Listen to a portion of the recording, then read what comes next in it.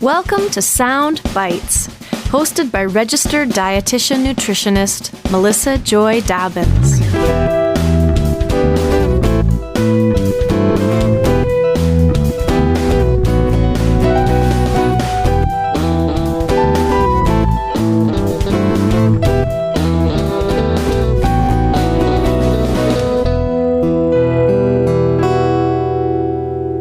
Hello, and welcome back to the Sound Bites podcast. I'm your host, Melissa Joy Dobbins, a registered dietitian nutritionist.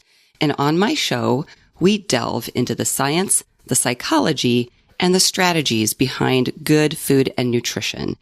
And today's episode is all about weight management, from stigma to self-compassion. Your mindset matters. My guest today is Dr. Gary Foster. He is the Chief Scientific Officer at WW, the new Weight Watchers. Gary Foster is a PhD, and he's a psychologist, obesity investigator, and behavior change expert who has authored more than 175 scientific publications and 3 books. In his role at WW, Dr. Foster oversees the science-based program, all clinical research initiatives, and continued program advances. Welcome to the show, Dr. Foster. Thank you, Melissa. It's a pleasure to be with you. So excited to dive into mindset and weight management overall. But first, tell me a little bit more about your background, some of your work before joining WW. Sure. So I've been in the weight management field for about 30 years now, and the first 20 or so years of my career, I spent in academia, first at the University of Pennsylvania and then at Temple University, both in Philadelphia. What I was really interested in are 2 things, and they still drive my interest now in the field.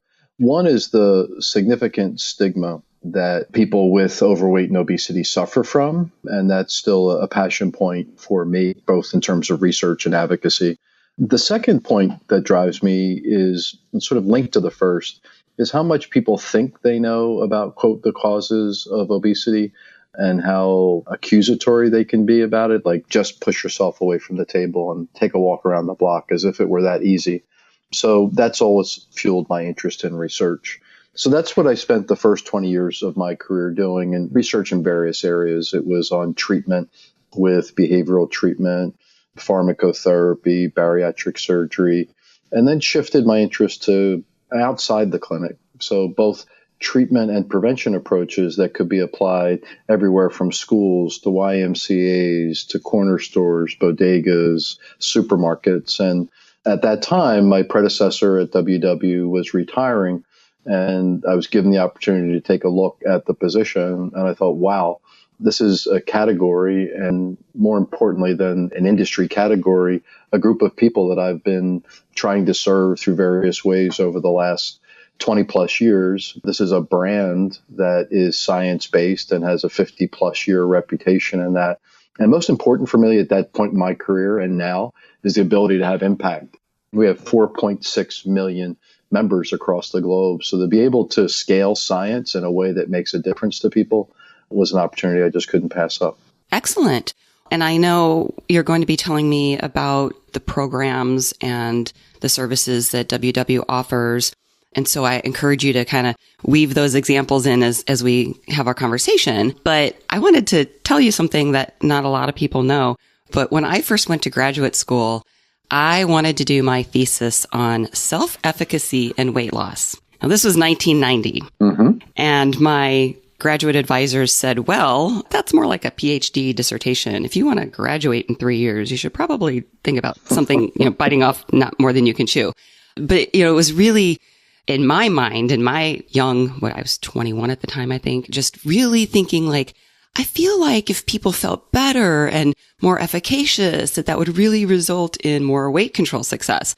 So obviously things have evolved, and I'm happy to see that today there are programs like WW that really do address the whole person and what's in their head, not just what's on their plate. So I'm really excited to talk. You and I have chatted a little bit about behavior change and mindset, and I just think this is such an important area. So talk to me a little bit about what you've seen over the years as far as how has weight management changed over the past 5-10 years, and some of the research and science that you're looking into and incorporating into the WW programs. Sure. Well, let me start with what hasn't changed. People who are looking to get well and to lose weight still want to lose weight. So that's the number one deliverable that people are interested in. So that hasn't changed at all. What has changed over the last 5 to 10 years is how people who are embarking on a weight and wellness journey think about the process. So it used to be, look, I don't really care about activity. It doesn't really drive weight loss that much. And anything, I'm a little averse to activity. And just let's focus on food. The second thing is that the focus on food was, look, I don't really care about what's healthy or not. I'm myopically focused on losing weight. I'm really zeroed in on what that number on the scale says. So I'll try stuff, truth be told, a little bit crazy, even a little bit unsafe, if you can deliver on the promise of weight loss. And the third is the psychological aspects or the mindset aspects were largely ignored. So what's changed? People are saying now, yeah, I want to lose weight, but I want to come out with a healthier eating pattern, not a less healthy eating pattern. I want something that I can live with for the long time. Lifestyle is an overused word, perhaps, but that's what people are telling us. We do lots of research on this and how people's perceptions are changing and what are trends and what are fads, what's sustainable and what's not. And this is for real. And that is that people want to come out with a healthier eating pattern.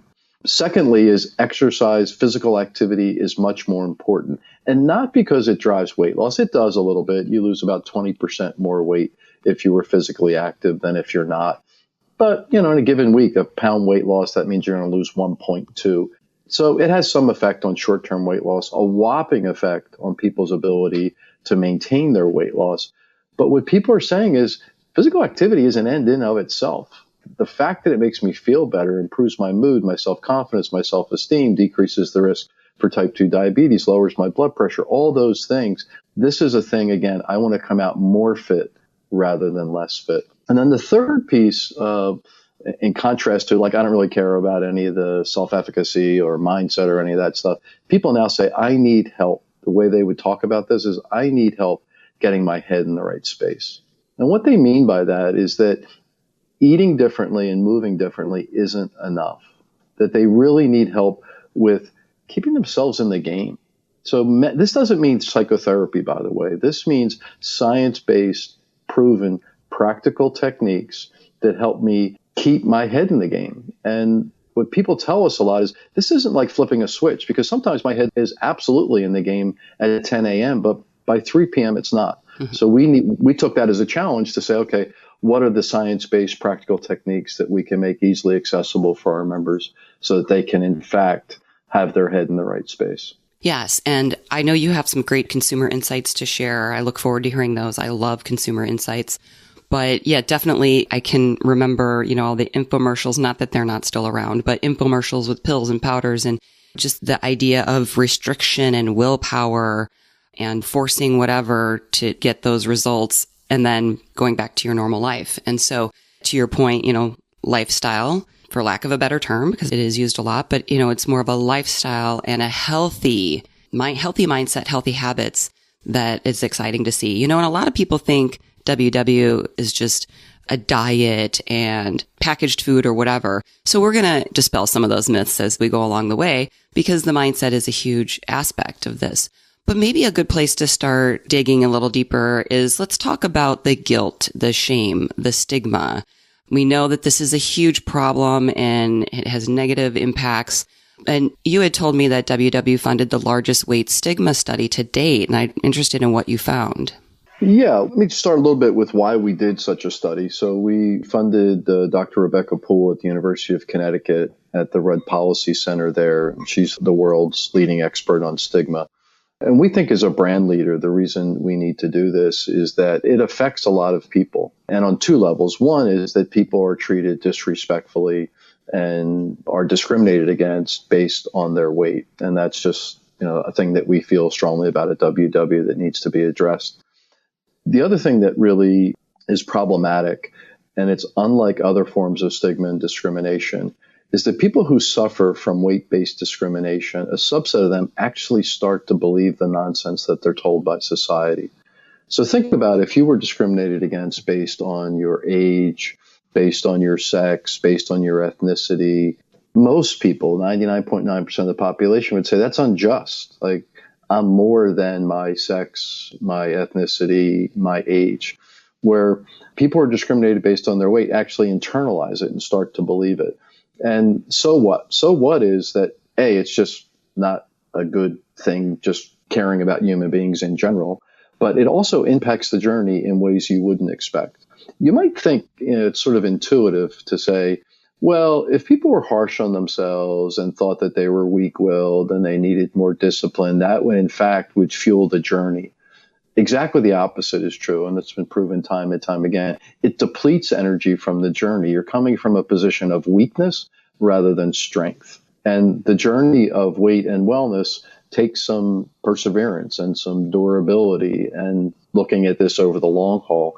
So the more you chip away at your sense of self and your sense of worth, or try to tie your worth to the scale, that's a formula for not doing well. So that's why we're interested in it, sort of the why of why we did the study. And what we're finding is that, not surprisingly, that stigma is very, very common. Upwards of 75% of people experience stigma. Not surprisingly, but unfortunately, the people who are most likely to impose these discriminatory and stigma-like behaviors are people in people's families. So, sometimes siblings, sometimes parents, but it's everywhere. It's from healthcare professionals, it's from teachers, it's bullying in school, it's just nasty comments walking down the street. So it's not like anything about those professions makes it worse. It's just part of a representative part, unfortunately, of our culture. So we want to continue to do what we're doing on advocacy sides, working with groups like the Obesity Action Coalition, who are on the forefront of fighting weight-based stigma. But we also want to contribute to the science and say, how is it that some people have this internalized stigma and believe the nonsense and other people don't? How is it that some people get positive coping responses once someone says something nasty to them based on their weight versus more negative coping? And so our first pass on this, and there'll be 4 or 5 papers that come out in the next probably 6 to 8 months, is just looking at the landscape about what are these correlations, what do we really know as scientists, and then we can do future studies to try to manipulate that. We're funding a study, for example, at the University of Pennsylvania, where researchers there are taking a standard behavioral weight control program and then adding techniques to help people deal with stigma. And in our own program, we have a couple modules a year that helps our own members. What do you do instead of turning to food or being inactive? What are more positive coping responses that you can use when you unfortunately are going to encounter a lot of stigma and discrimination based on your weight? So let's talk more about mindset then. We know that it's important, and you're going to share some more of the research in Consumer Insights. But, this idea of mindfulness and, it's more than meditation or intuitive eating. There's so much more to it. So talk to me about some of the mindset techniques and tools that you have incorporated into the WW programs. We talked a little bit about some of this, but I'd like to talk more with self-awareness, self-compassion. Sure. So when we heard, this is typically what we do at WW, we hear what people are asking for, and then we go and look for science-based solutions. So you could think about things that have a high consumer appeal. I'd like to lose weight while I sleep. Not much science around that. You can imagine things that have science like intermittent fasting, but as we just discussed, there's not a lot of consumer appetite for that sort of one day on, one day off type of thing. They want a consistent, healthier eating and activity pattern. So what we then said is, okay, how do we approach this as an organization, as somebody who wants to scale science? And what we said is that, A, whatever we say has to be backed in science. That's an absolute bedrock for us. But we also need things that are practical and actionable, and also things that are linked to the journey. And what I mean by that is that if we're going to talk about happiness, we need to talk about it in such a way that makes it clear to people that being happier, there's a truism from positive psychology that happier people make healthier choices. So if we talk about these things in isolation, they're not going to resonate as much with people who are on a weight and wellness journey. So what are those topics with those lenses? We came to, we probably have 10 or 15 topics. Surprisingly, probably for many of your listeners, 50%, 50 of the content in our face-to-face workshops are on mindset. So that leaves 25% on food, 25% on activity, because it is that important, both scientifically and to our members. So some of those topics would be self-compassion. Again, it's commonly believed, but mistakenly believed, that the harsher you are to yourself, the more self-critical, the more tough lovish you are with yourself. Just do it, be disciplined, get it done, enough. It doesn't really drive behavior change. So we're teaching people skills to identify ways in which they talk to themselves in not such kind ways, and then to practice self-compassion. And a technique that we've used, again, because it's science-based, is talk to yourself as you would talk to a friend. Again, you could be honest and candid, but you wouldn't be harsh. And when people get some self-awareness around the words that they say, the descriptors that they use about themselves, they're actually quite nasty and derisive. And when you contrast that with how you would talk to a friend, it becomes more immediately apparent that that's not a helpful way to get somebody through a journey. So self-compassion is one of the techniques we spend a lot of time on. We also spend a lot of time on body positivity. That, again, mistakenly people think if you really hate your body before going on a weight and wellness journey, you'll do better. You actually do worse. So it's this duality of saying, I love my body. I'm appreciative of my body. My body does great things for me. It digests food. It allows me to be active. It helps me walk. It helps me pick up things. It helps me pick up my children. It helps me pick up groceries. I am a strong person. My body does a lot of great things for me, and I appreciate my body on the one hand. On the other hand, at the same time, I can want to improve my overall health and well-being. And part of that is going to be improving how flexible I am, how much stamina I have, and those kind of things. So, and there are lots of proven techniques by Tom Cash shown over the last 20 or 30 years, and that science is continuing to evolve around cognitive behavioral techniques to help people, again, look at the thoughts that they're saying and judge them for their reality. One of the things that Tom Cash calls this is the unfair to compare game. For example, if you don't like your ankles, or you don't like your shoulders, or you don't like your wrist, or you don't like your chin, when you're walking through a mall, that's all you look at in other people. You look at the thing you're most distressed about. If you love your legs, you're not checking out other people's legs, as an example. So it's those sort of really handy dandy techniques that we can continue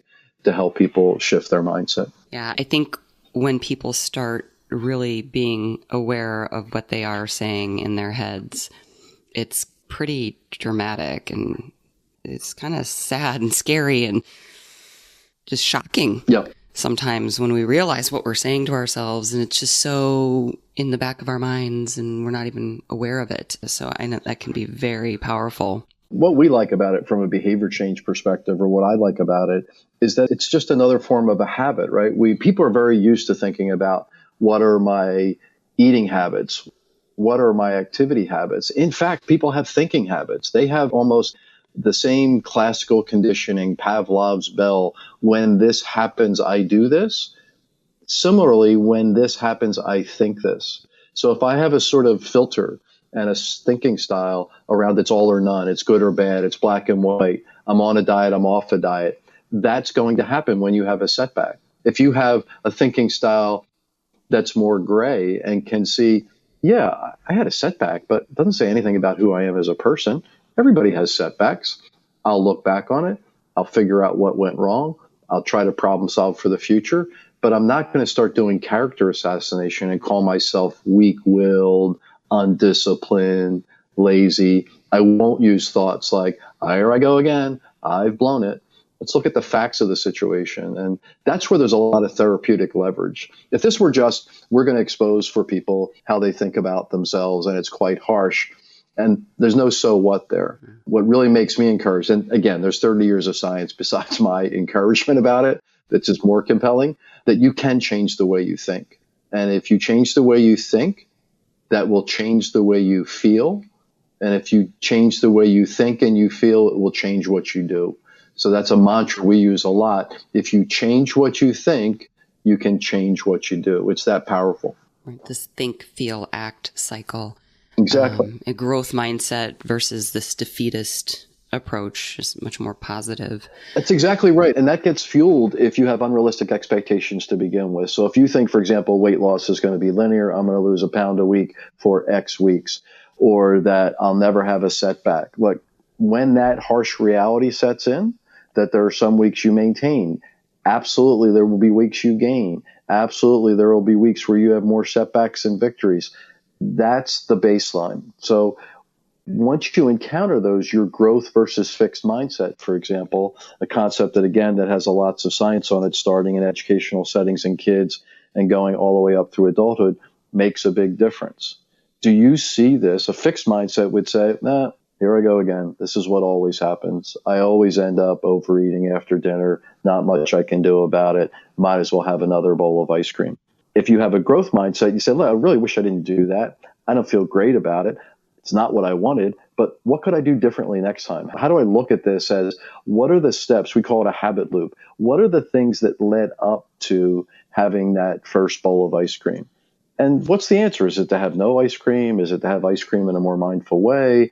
There's lots of ways to frame up the problem and the solution, but it's the openness to think about alternative solutions that characterizes a growth mindset rather than here I go again. Right. There's so many learning opportunities within that process versus just writing it off as failure. Exactly. You used the word perseverance, which I really like, because instead of willpower, white knuckling it, it does take some stamina and perseverance. It's a lot of work to be mindful and thoughtful about anything, any habit that you're trying to change until it becomes more of a habit and second nature.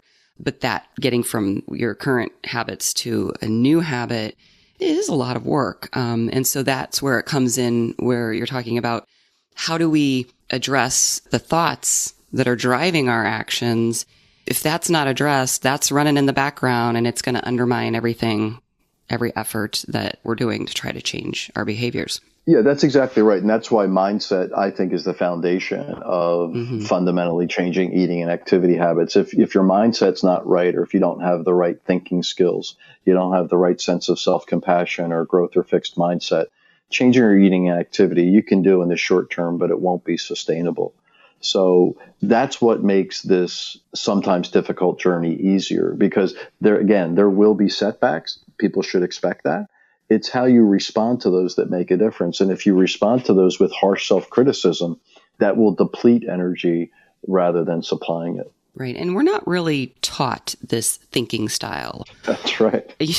So I'm sure it's a big aha for many people and can be very empowering and a useful tool, not just like you said, oh, now I know that this is my thought pattern and I'm aware of it, but using that as a tool to progress. Yeah, that's really true. That people are given a lot more advice and practical tips around how, quote, what they should eat and, quote, what they should do for physical activity than tips on mindset. Now, fortunately, people like Angela Duckworth at the University of Penn and others are starting to take the science around mindset and to leverage it very early on. So future generations won't be quite as unfamiliar with some of these concepts as the current adults are. So good news on the horizon there, but in the meantime, plenty of work to do to help people on the journey. Right. And that thinking style can serve us in all areas of our life. I'm thinking about just being a parent, wanting my children to have that growth mindset and that perseverance and not be so hard on themselves. And what can you learn from this mistake or this situation? How could you do things different next time? And for each person, each situation, there's so many different options and solutions that are tailored to, okay, well, I'm going to try this next time. Okay, that didn't work. I'm going to try this next time. And it won't be the same for everybody. Yeah, and it feels so differently, just as I'm listening to you say it. It just feels so differently and still engaged, but not as irrational sometimes as people thinking is when you take even a half step back and say, okay, what could I do differently the next time? That's quite different than an irrational, automatic, impulsive thought of I've blown it, here I go again, or what the heck, I might as well just give up at this point. So that kind of skill is really, really helpful. And I agree with you. It really does this isn't just about weight loss. Certainly it makes weight management easier, more sustainable, all the things we've talked about. But it does pay off in important ways off the scale. If you're an all or none thinker, or if you just focus in on the negative, you're not going to be a great employee. You won't be a great partner. You're not going to be pleasant to be around. A lot of the things that we talk about often are, sometimes the weight stuff, but it's the way these thinking styles show up outside of a weight and wellness journey. So, for example, if somebody goes on a shopping trip and they come home and they say, I forgot the peanut butter, the whole trip was a waste. Really? The whole trip when you came home with $300 worth of groceries and the whole trip was a waste? And often people can see that a little bit easier. Like, that's not really a helpful thinking style. Or you spill some wine on the carpet, the whole carpet's ruined. Really? The whole carpet? So those are ways that we can expose people, not just to the ways of thinking, but also that changing your thinking has benefits that pay off in a weight and wellness journey, but also in ways that are outside that journey. Yeah. And I can just hear as you're talking, like, those are two really powerful visuals that the next time they're doing that to themselves, they can see, okay, this is just the peanut butter. This is just the wine on the carpet. Yeah, exactly. Well, you also talk about helping people discover what is their why. And this is something that I talked about with Dr. James Hill in a previous episode, way back, episode 79. Dr. James Hill, who, as you, I'm sure, are aware, is the co-founder of the Weight Control Registry. Sure. We talked a lot about that, and I just think it's such a powerful concept. So can you talk about that a little bit? Yeah, a motto we have at WW is keep your why close by. The rationale for that is a science-based one, and that is that recent iterations over the last 10 years, there's been various, we called third-generation therapies, acceptance, change therapy. And that's sort of the duality of accepting where you are, changing where you want to go, and to holding those at the same time. And one of the ways that you can facilitate that process is to be linked into your values. And what are the behaviors that are representative of your values? So a tactical way to do that is to ask yourself, okay, I remember early in my clinical work sitting with a patient and it would say, why are you here? And they would sort of look at me quizzically like, do you not realize, like, we're in an obesity clinic? I want to lose weight. And I was going through their mind, sometimes out their mouth as well. But I got the idea and it was like, well, yeah, I get that. But why do you want to lose weight? What benefits will weight bring besides a lower number on the scale? And then you'd hear, it's really important to me to be a model of healthy eating and activity and wellness and living my best life for my kids. Or it's just time for me. I'm an empty nester now, and I've been taking care of others for the last 20, 30 years. It's time for me to take care of myself. Or very functional things like, boy, I just want to roll around the floor with my kids and my grandkids. Or I want to go up steps with less shortness of breath. Getting people anchored in on that benefit rather than I need to lose 22 pounds, I need to get below 200. Who cares about the number? It's what that number brings. And fortunately, many people think you need to get to a much lower number to get those benefits. Most of those benefits come pretty early in the game. So if we can get people thinking about their why, it's a motivational strategy, right? It's useful to be anchored to, why am I doing this? Mm-hmm. Why am I passing up foods that I have been more habitual about in the past or eating them less frequently?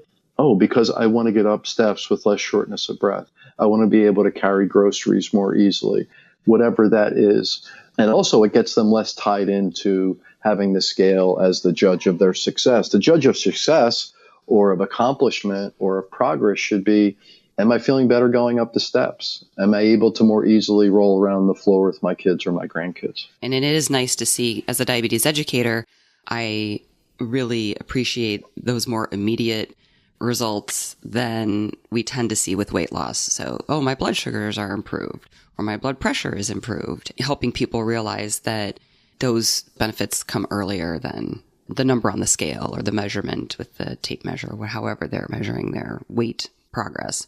Yeah, exactly. And in addition, a little bit of weight loss goes a long way. People sometimes, often, I will say, have the mythology that they need to get to some ideal weight, wherever ideal comes from in their mind. And the reality is, as little as a 5% weight loss has powerful effects, as you mentioned, on glycemic control, on dyslipidemia, on hypertension, really powerful effects. So, and for some people, that's very motivating.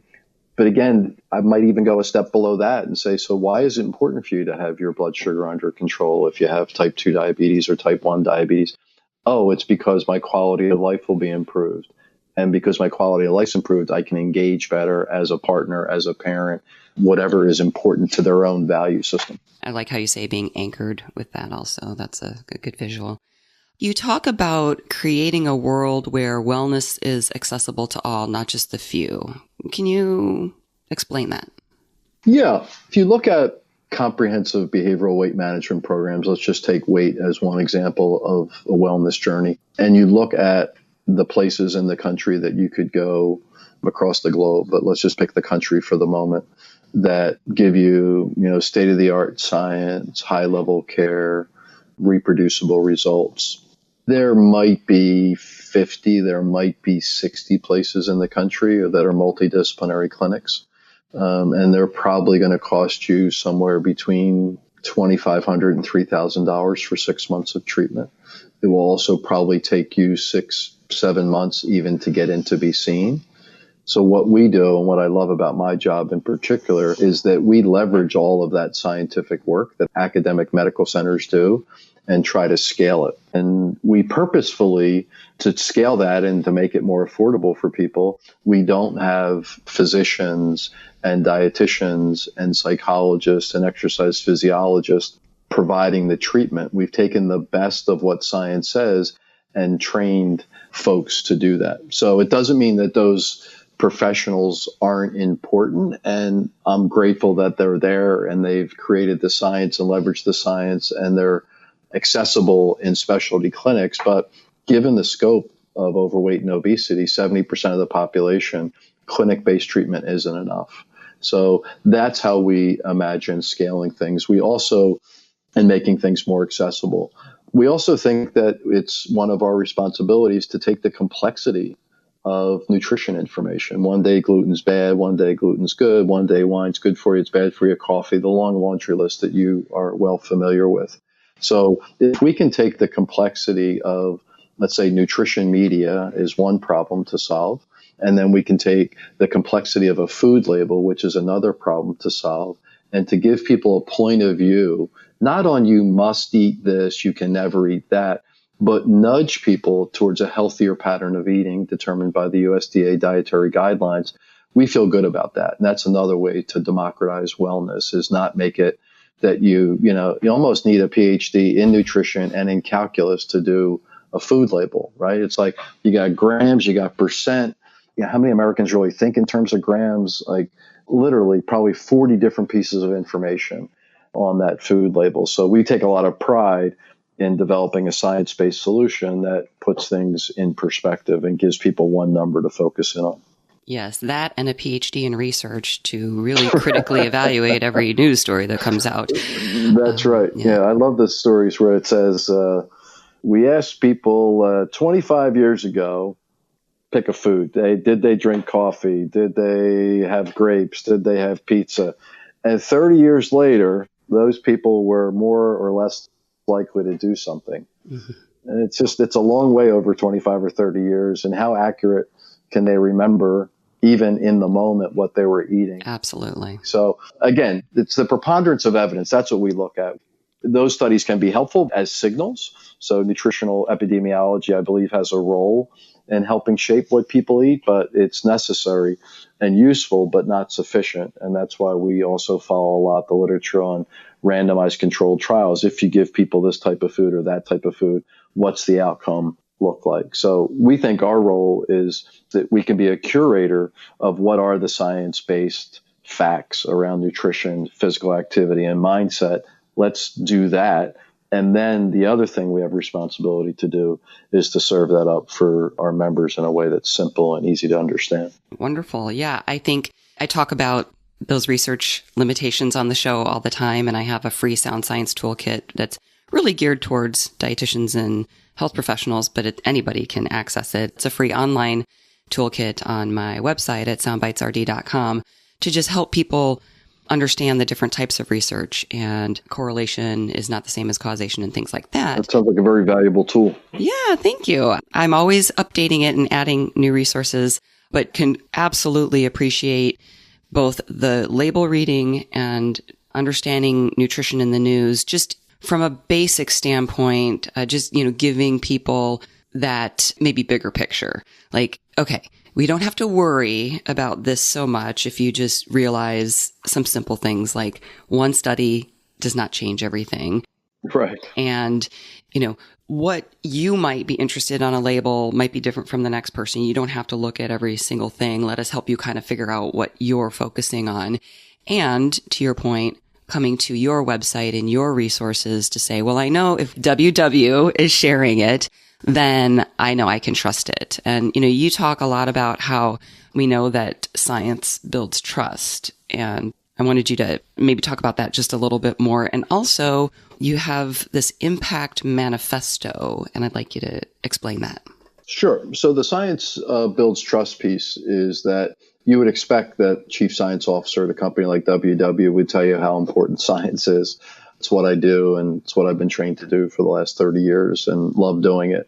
What I think is really important for us as we have credibility to impact millions of people across the globe is that our members and future members, when you ask them to describe WW, the first words that usually come out of their mouth is that it works. It's based on science.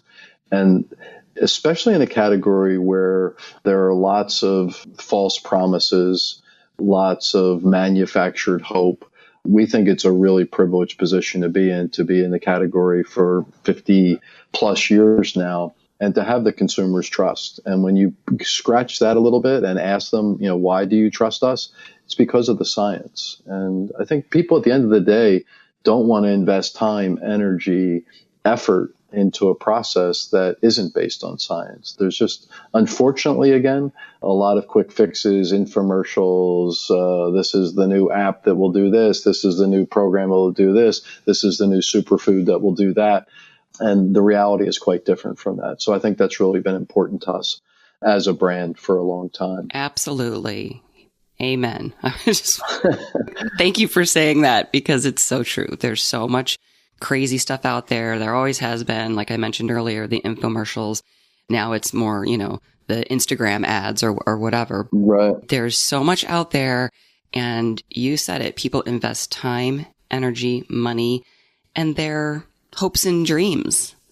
And that's so harmful when they get taken advantage of and they end up. Yeah. So I just wanted to put a finer point on that. Thank you. And then go ahead and talk about the Impact Manifesto.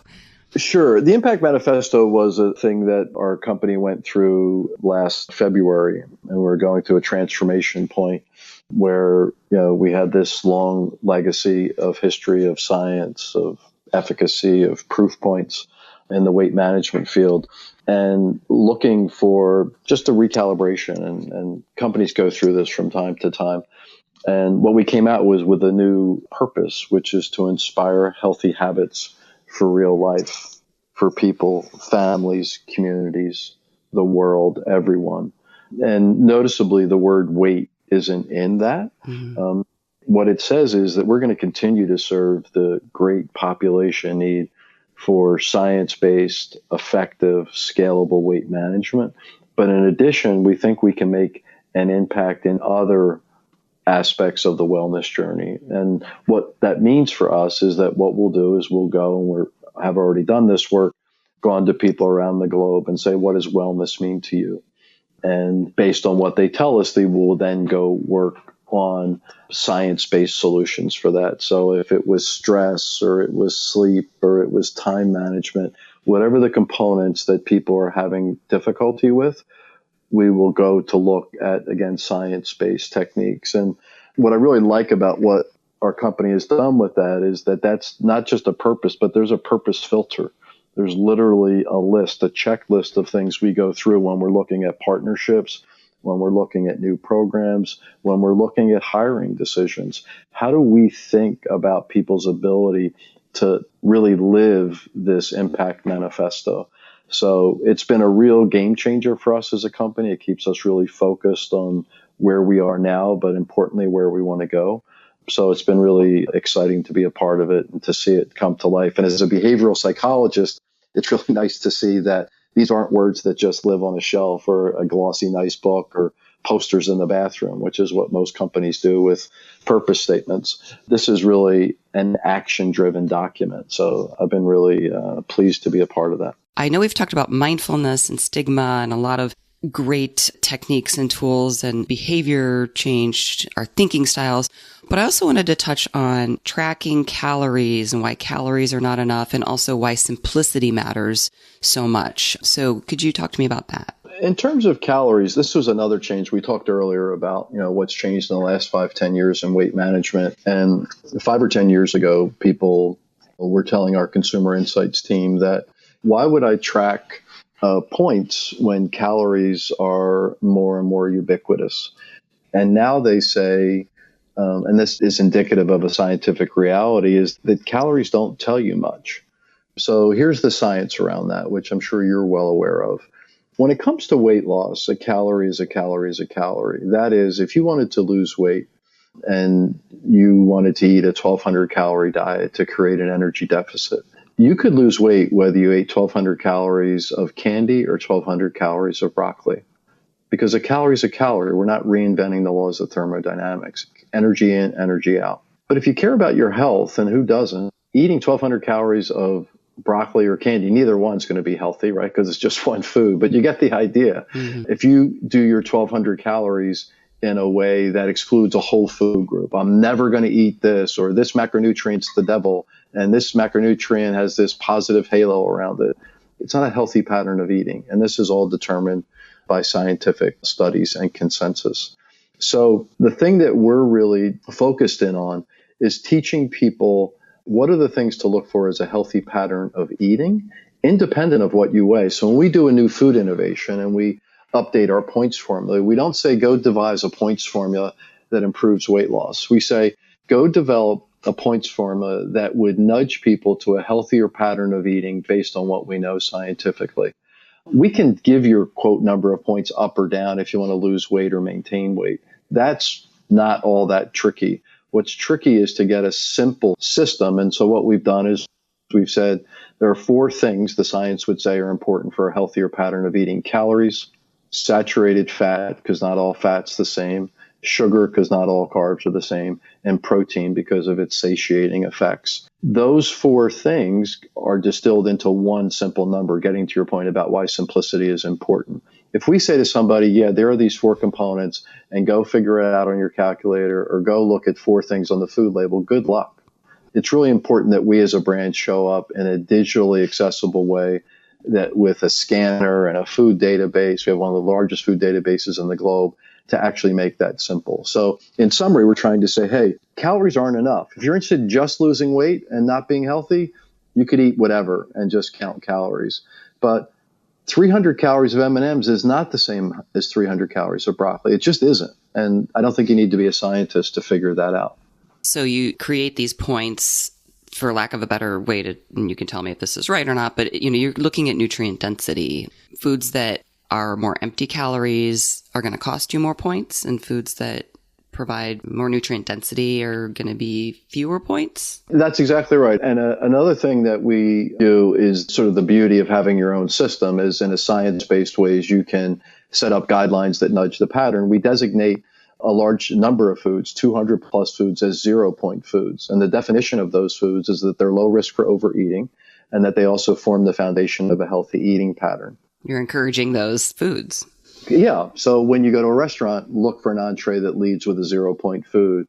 It also gives you a lot of optionality if at 6, 7 o'clock at night, you've gone through your points allotment for the day. So things like fruits, vegetables, lentils, seafood, chicken breast, turkey breast, and many other foods, 200 plus foods, are 0-point foods. And what we're again signaling, not mandating, is that those are the foods that form a cornerstone, and it gamifies it, right? So if you have 30 points a day to play with, and every food and drink has a point value, and some of them are zero, guess what? People are more likely to pick those 0 point foods. And we've done the homework to figure out, can we have 200 0 point foods and still produce weight loss?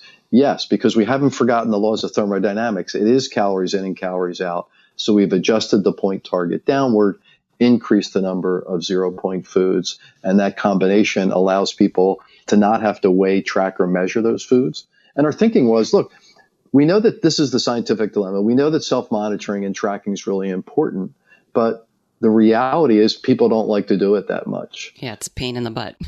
Yeah, exactly. Essentially, our working title for this internally was only count what counts. So do we really want you to go through the mental gymnastics on whether it's 6 or 8 ounces of salmon? Right. No. Do we want you to go through the mental gymnastics about whether it's a half a cup or a third a cup of ice cream? You betcha we do, because that's where it will make a difference in terms of your weight and wellness journey. So lots of data. I won't bore you with at the moment, but we're able to get the biggest weight loss we've ever had in our history and the most livability and flexibility ratings for our members by making that change, which we did in early 2018. Excellent. Yeah, I'm sure I wouldn't be bored, but that's the dietitian in me. But I've been using the WW app, and yeah, just thrilled to see things like, even as a dietitian, like, oh, okay, so I had strawberries or a banana, like, oh, it's just 0.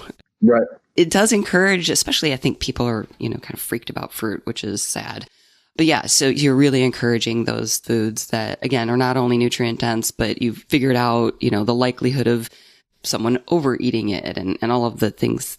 I'm sure some of it's secret that goes into your little algorithm. But yeah, that's really cool. And you've got your points for the day, but then you've got these weekly points. And of course, that builds in some flexible thinking. And I have to tell you, I'm a MyFitnessPal person. And again, I'm a dietitian, so I'm going to be more amenable to something like that than the average person. And even that, it just gets tedious. The bar scan code thing, which I know WW has and MyFitnessPal has, it helps a lot, but it's still just tedious, But looking at the weekly points for me was like, oh yeah, I need to be more flexible in thinking not just today, but the week. And I like that time frame too. I think we tend to think of our habits and our schedules on a weekly basis. Like, okay, Monday I'm going to lift weights. Thursday I'm going to go to ballet. What day could I do the bike or walk outside? We kind of look at it in a week's pattern. So right. I'm going to play around with the app a little bit more, but it's been interesting. I wish I could take credit for it because I think it's so brilliant, but it happened before I came. That whole idea of having a weekly bank, what it really says is what you eat on a Monday is not going to be the same thing as you eat on a Saturday. That's real life. And the fact that when you eat more on a Saturday, there's a bank, and it goes back to our earlier conversation around mindset. So if your mindset is, I've blown it, if I was supposed to eat 30 points and I've eaten 35, I haven't been successful. No, 5 gets seamlessly depleted from your weekly reserve. And it does, to your points, I think the way you described it is accurate and compelling, that it gives you flexibility. Yeah. It actually decreases that harshness of, oh, I didn't meet my goal today. It's a longer evaluation period, if you will, or a longer opportunity period to see how you're going from week to week rather than day to day.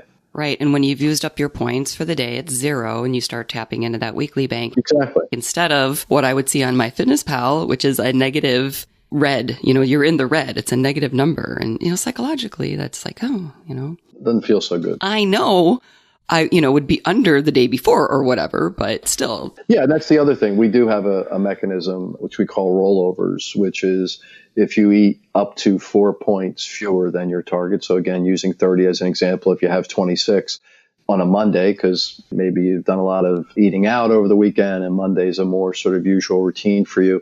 If you're 4 points under your target, that can be put into your weekly bank. We cap it at 4 because we don't want to encourage over restriction, people saving 10 points a day and then binging. So we're mindful of that. Right. But again, it's the reality. I think that's one of the things that I'm excited about scaling is you can take science and apply it in a very pristine sort of ideal way, or you can say, look, this is the reality of people's lives. This isn't the only thing they're thinking about. Life gets in the way. Exactly. And how can we as a brand meet people where they are and deliver efficacy, science-based efficacy at the same time? So it's fun. Yeah, quick side note to your point where you don't eat the same on a Monday as you do on a Saturday. I recently did a snacking episode with Dr. Shelley Belanco, and she's from the Hartman Group, and she explains Monday is sort of, we have more reserve, resilience, we're more structured. As the week goes on, we kind of run out of steam and fall into old habits, or even as the day goes on, like what we would eat for breakfast or snack on earlier in the day, and you mentioned that too, like I'm doing fine, but then I get to the afternoon. And so understanding those realities and providing a framework to, first of all, help your members understand that, instead of like, what's wrong with me every afternoon? Exactly. I do this. Well, Friday night, I do this. Well, that's kind of normal. That's exactly right. Those are exactly the words we use. We normalize it. It's the same thing we talked about earlier in terms of weight loss is linear. Guess what? It's not. And it's not just you. People experience stigma and it stinks. Yeah, but it's not just you. And it's not only that. Step one is normalizing it. Step two is what do you do about it? So I think, and if you're not normalizing it and you have a hyper reactivity to it and a hyper harshness to it, it's going to undermine your ability to effectively cope. Absolutely. Well, this has been so interesting. I can't thank you enough for your time. No, my pleasure. It's been fun chatting with you. Yeah. Is there anything else that you wanted people to know about the WW programs? We talked about the app a little bit. I know that there's something called WW Freestyle. What can people find at the website? And I'll be sure to have the links to that and all the social media in my show notes at soundbitesrd.com. But if there's anything you wanted to share about what people can find there. Yeah, I think the only thing that we probably didn't touch on, which is a really important thing scientifically, and we know from our members, is this sense of community. So we started out with embodying that in our face-to-face workshops, over 50 years ago, and we still do that today. But we also have now created a digital community called Connect on our app. It's so inspiring. Since you have the app, hopefully you get a chance to check it out. But it's people who certainly talk about the weight loss journey and say I've lost X pounds and tell their very heartwarming stories about how that's transformed not just their weight, but their overall perspective. But people share a lot of other things, and it's a place to find your tribe. So our most popular hashtag is NSV, which is non-scale victories, which you wouldn't exactly expect from a company known largely for weight management and wellness.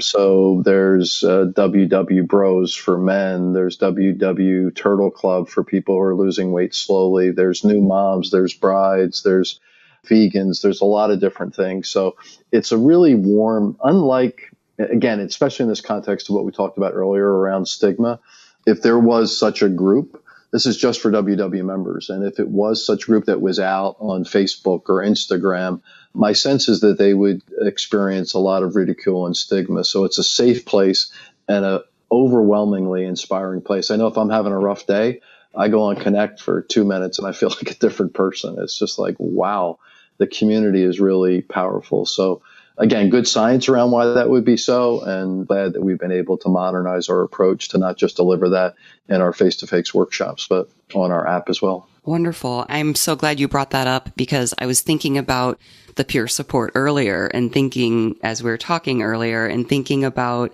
how WW, formerly Weight Watchers, really had that group support program face-to-face, years, decades ago. Right. And now, we do have more of a peer support online community, a digital community, whether it's diabetes or whatever your health journey is. Even if your child has got a fever or something, you might go online and look around. Yep.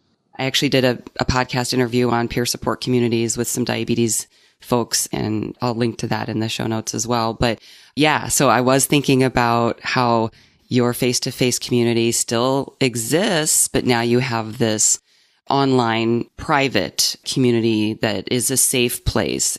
So I'm really glad you brought that up. So important. Yeah, and it's also a way for our face-to-face members to keep community in between meetings too, or in between their workshops. So, and I was just thinking, one I saw, every time I see it, I'm just overcome by it in a positive way.